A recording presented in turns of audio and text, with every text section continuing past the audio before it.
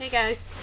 I am hoping that these sweet little birds out here are not going to be super annoying in this recording. They might have been in the last one, and if they were, I'm really sorry.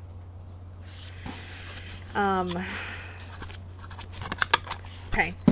Today, we are week 3, day 3. So our reading will be Genesis 32 through 34, Psalm 145, and Mark 13.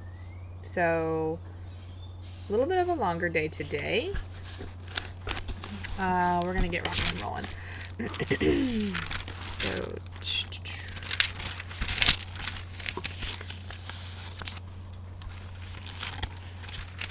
okay.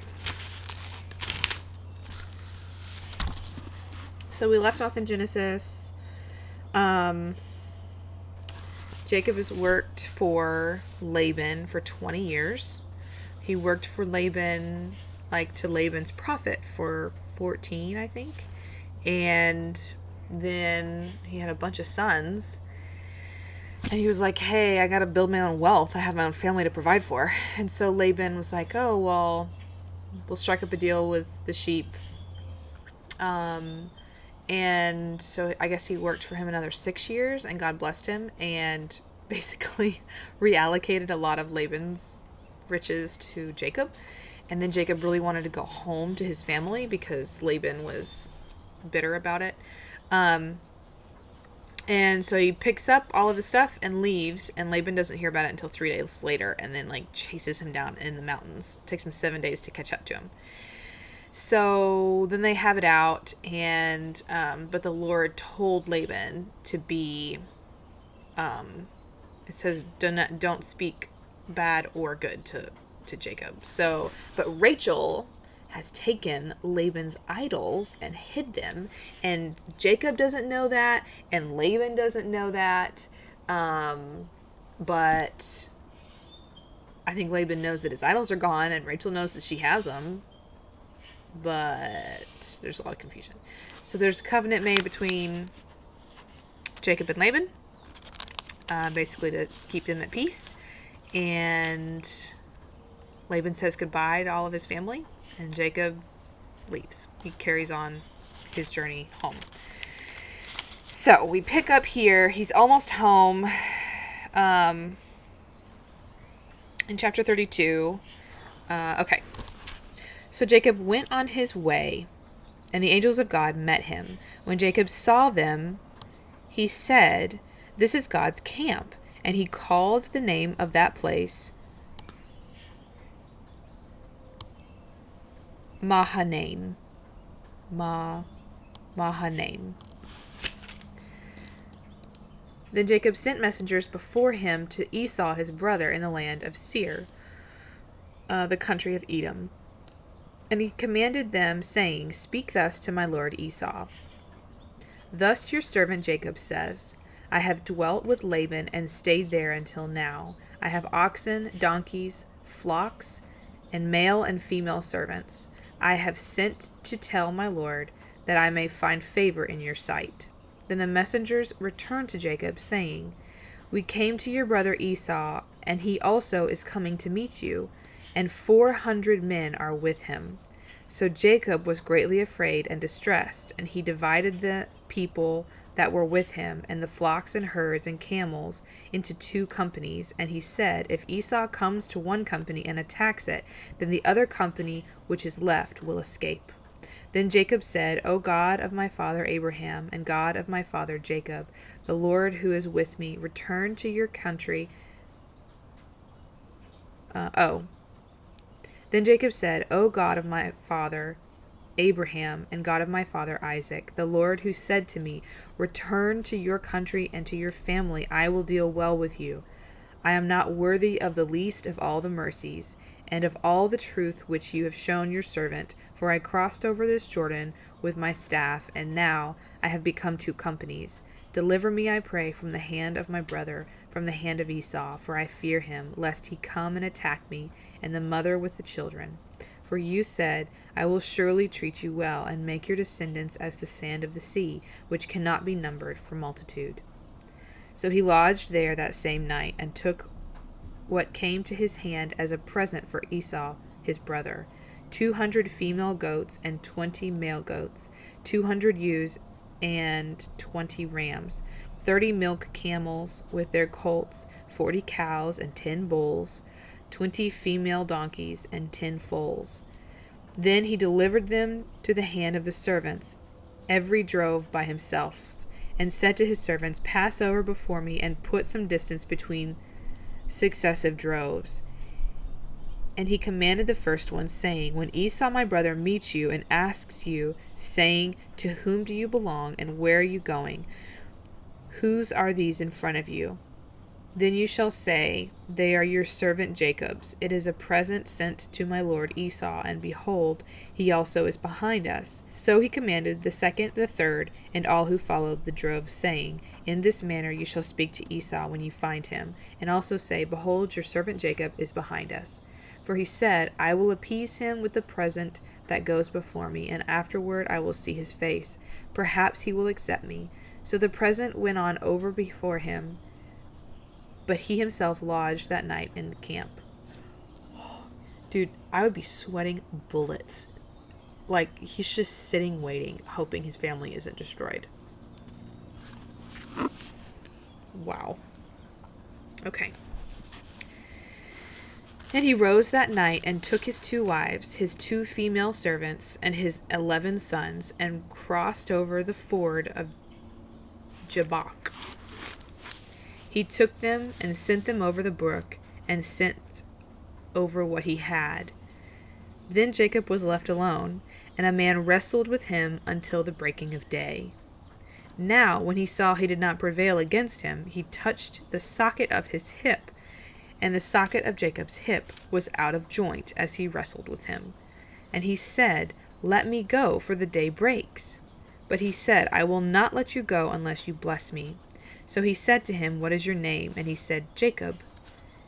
And he said, Your name shall no longer be called Jacob, but Israel, for you have wrestled with God and with men, and have prevailed. Then Jacob asked, saying, Tell me your name, I pray. And he said, Why is it that you ask about my name? And he blessed him there. So Jacob called the name of the place Peniel, for I have seen God face to face, and my life is preserved. Just as he crossed over Penuel, the sun rose on him, and he limped on his hip. Therefore to this day the children of Israel do not eat the muscle that shrank, which is on the hip socket, because he touched the socket of Jacob's hip in the muscle that shrank. Now Jacob lifted his eyes and looked, and there Esau was coming, and with him were 400 men. So he divided the children among Leah, Rachel, and the 2 maidservants, and he put the maidservants and their children in front, Leah and her children behind. Oh my gosh. And Rachel and Joseph last. Then he crossed over before them and bowed himself to the ground 7 times until he came near to his brother. But Esau ran to meet him and embraced him and fell on his neck and kissed him, and they wept. And he lifted his eyes and saw the women and children and said, Who are these with you? So he said, The children whom God has graciously given your servant. Then the maidservants came near, they and their children, and bowed down. And Leah also came near with their children, and they bowed down. Afterward Joseph and Rachel came near, and they bowed down. Then Esau said, What do you mean by all this company which I met? And he said, These are to find favor in the sight of my lord. But Esau said, I have enough. My brother, keep what you have for yourself. And Jacob said, No, please, if I have now found favor in your sight, then receive my present from my hand, inasmuch as I have seen your face, as though I had seen the face of God, and you were pleased with me. Please take my blessing that is brought to you, because God has dealt graciously with me, and because I have enough. So he urged him, and he took it. Then Esau said, Let us take our journey, let us go, and I will go before you. But Jacob said to him, My lord knows that the children are weak, and the flocks and herd which are nursing are with me. And if the men should drive them hard one day, all the flock will die. Please let my lord go on ahead before his servant. I will lead on slowly at a pace which the livestock that go before me and the children are able to endure until I come to my lord in Seir. And Esau said, Now let me leave with you some of the people who are with me. But he said, What need is there? Let me find favor in the sight of my lord. So Esau returned that day on his way to Seir. And Jacob journeyed to Succoth, built himself a house, and made booths for his livestock. Therefore the name of the place is called Succoth. Succoth. I think it's Succoth. Succoth. I don't know. Okay. Then Jacob came safely to the city of Shechem. Gosh, I really want to say these words with a southern accent. Okay. Then Jacob, will you indulge me? Okay. Then Jacob came safely to the city of Shechem, which is in the land of Canaan, when he came from Padam Aram. I don't even have a good southern accent. How's that possible? I was born and raised in the South, but my mom is from the North, so... Okay, moving on. And he bought the parcel of land where he had pitched his tent from the children of Hamor. From the children of Hamor. Shechem's, I really don't know. I think it's Shechem's father. For 100 pieces of money. For 100 pieces of money. Okay. Then he erected an altar there and called it El Elohi Israel. Now Dinah, the daughter of Leah, whom she had borne to Jacob, went out to see the daughters of the land. And when Shechem, the son of Hamor, the Hivite, prince of the country, saw her, he took her and lay with her and violated her. His soul was strongly attracted to Dinah. Have we decided Dinah or Dinah? Dinaah. Dinah. Well, I don't know. His soul was strongly attracted to Dinah, the daughter of Jacob, and he loved the young woman and spoke kindly to the young woman. So Shechem spoke to his father Hamor, saying, Get me this young woman as a wife. And Jacob heard that he had defiled Dinah, his daughter. Now his sons were with his livestock in the field, so Jacob held his peace until they came. Then Hamor, the father of Shechem, went out to Jacob to speak with him. And the sons of Jacob came in front of the field when they heard it. And the men were grieved and very angry, because he had done a disgraceful thing in Israel by laying with Jacob's daughter, a thing which ought not be done. But Hamor spoke with them, saying, The soul of my son Shechem longs for your daughter. Please give her to him as a wife, and make marriages with us. Give your daughters to us, and take our daughters to yourselves. So you shall dwell with us, and the land shall be before you. Dwell and trade in it, and acquire possessions for yourself in it. Then Shechem said to her father and her brothers, Let them find favor in your eyes, and whatever you say to me I will give. Ask me ever so much dowry and gift, and I will give according to what you say to me, but give me the young woman as a wife. But the sons of Jacob answered Shechem and Hamor his father, and spoke deceitfully, because he had defiled Dinah their sister. And they said to them, We cannot do this thing to give our sister to one who is uncircumcised. For what would be a reproach to us? But on this condition we will consent to you, if you will become as we are, if every male of you is circumcised, then we will give our daughters to you, and we will take your daughters to us, and we will dwell with you, and we will become one people. But if you will not heed us and be circumcised, then we will take our daughters and be gone. And their words pleased Hamor and Shechem, Hamor's son. So the young men did not delay to do the thing. Because he delighted in Jacob's daughter, he was more honorable than all of the household of his father. What? The guy was more honorable that when it says he defiled her, does that mean like violent? I don't know. I'm going to move on. And Hamor and Shechem his son came to the gate of their city and spoke with the men of their city, saying, These men are at peace with us. Therefore let them dwell in the land and trade in it. For indeed the land is large enough for them. Let us take their daughters to us as wives, and let us give them our daughters. Only on the condition will the men consent to dwell with us, to be one people, if every male among us is circumcised as they are circumcised. Will not their livestock, their property, and every animal of theirs be ours? Only let us consent to them, and they will dwell with us. And all who went out to the gate of his city heeded Hamor and Shechem his son. Every male was circumcised, all who went out of the gate of the city.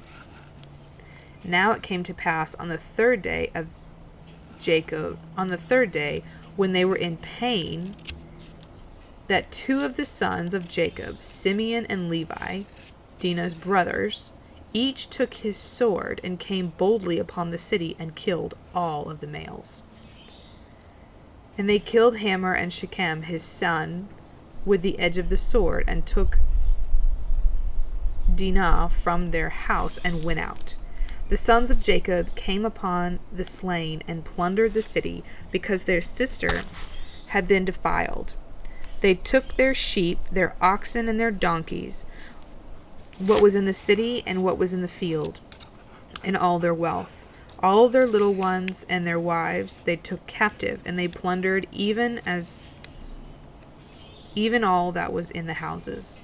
Then Jacob said to Simeon and Levi, You have troubled me by making me obnoxious among the inhabitants of the land, among the Canaanites and the Perizzites, and since I am few in number, they will gather themselves together against me and kill me.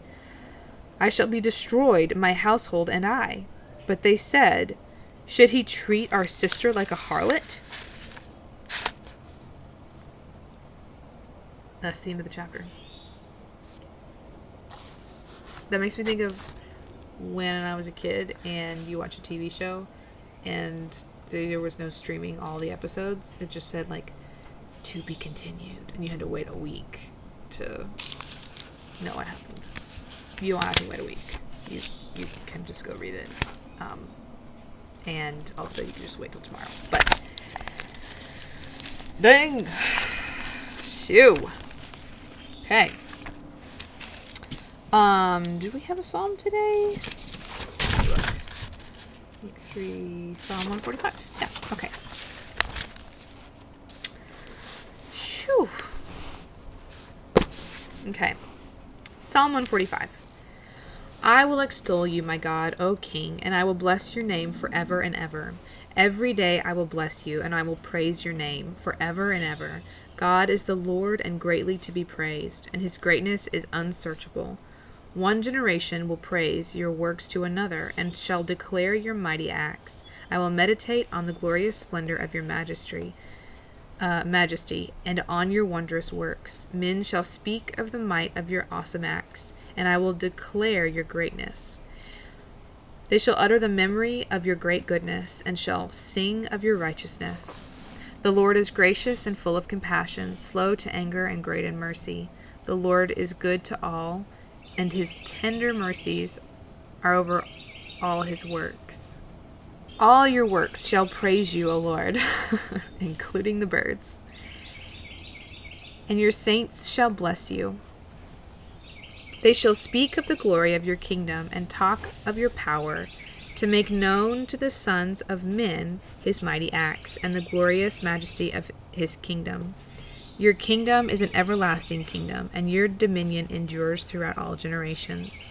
The Lord upholds all who fall and raises up all who are bowed down. The eyes of all look expectantly to you, and you give them their food in due season. You open your hand and satisfy the desire of everything. The Lord is righteous in all ways, gracious in all his works. The Lord is near to all who call upon him, to all who call upon him in truth. He will fulfill the desire of those who fear him. He also will hear their cry and save them. The Lord preserves all who love him, but all the wicked he will destroy. My mouth shall speak the praise of the Lord, and all flesh shall bless his holy name forever and ever. Okay, so Mark 13 is our New Testament reading for today. We left off with Jesus in the temple with the disciples, and he was watching people give in the treasury box. And the poor widow gave like a couple pennies or coins or whatever. And he says that she gave more than... And he actually... It says the wealthy people gave a lot.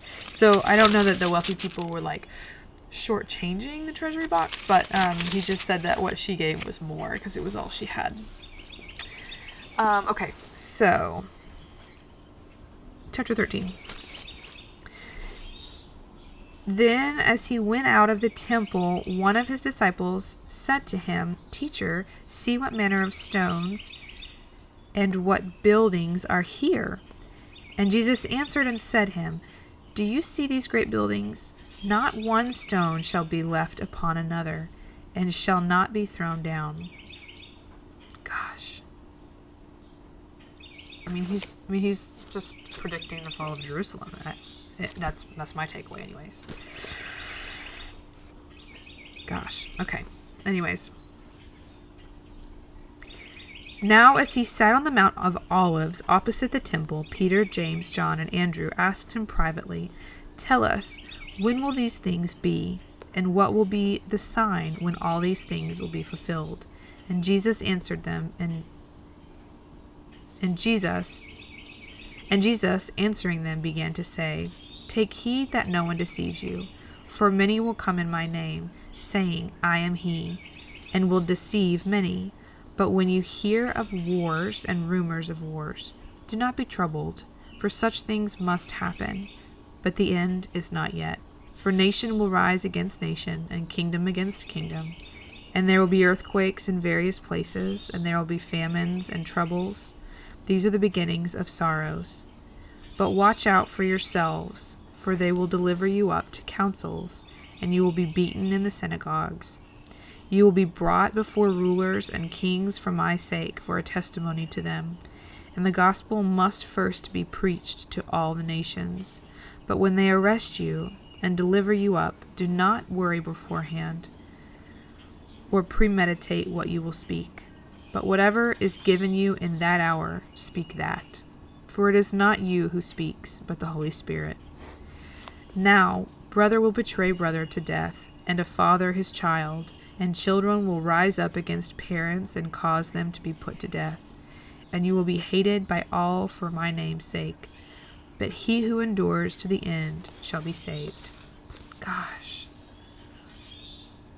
That feels so applicable for right now. I don't know. It just feels really applicable. Okay. So when you see the abomination of desolation, spoken of by Daniel the prophet, standing where it ought not, let the reader understand. Then let those who are in Judea flee to the mountains. Let him who is on the housetop not go down into the house, nor enter to take anything out of his house. And let him who is in the field not go back to get his clothes. But woe to those who are pregnant and to those who are nursing babies in those days. And pray that your flight may not be in winter. For in those days there will be tribulation, such as has not been since the beginning of the creation, which God created until this time, nor ever shall be. And unless the Lord has shortened those days, no flesh would be saved. But for the elect's sake, whom he chose, he shortened the days. Then if anyone says to you, "Look, here is the Christ," or "Look, he is here," do not believe it. For false Christs and false prophets will rise and show signs and wonders to deceive, if possible, even the elect. But take heed. See, I have told you all things beforehand. But in those days after the tribulation, the sun will be darkened, and the moon will not give its light. The stars of heaven will fall, and the powers of the heavens will be shaken. Then they will see the Son of Man coming in the clouds with great power and glory. And then he will send his angels and gather together his elect from the four winds, from the furthest part of the earth to the furthest part of the heaven. Now learn this parable from the fig tree. When its branch has already become tender and puts forth leaves, you know that summer is near. So you also, when you see these things happening, you know it is near, at the doors. Assuredly, I say to you, this generation will by no means pass away till all these things take place. Heaven and earth will pass away, but my words will by no means pass away. But of that day and hour no one knows, not even the angels in heaven, nor the Son, but only the Father.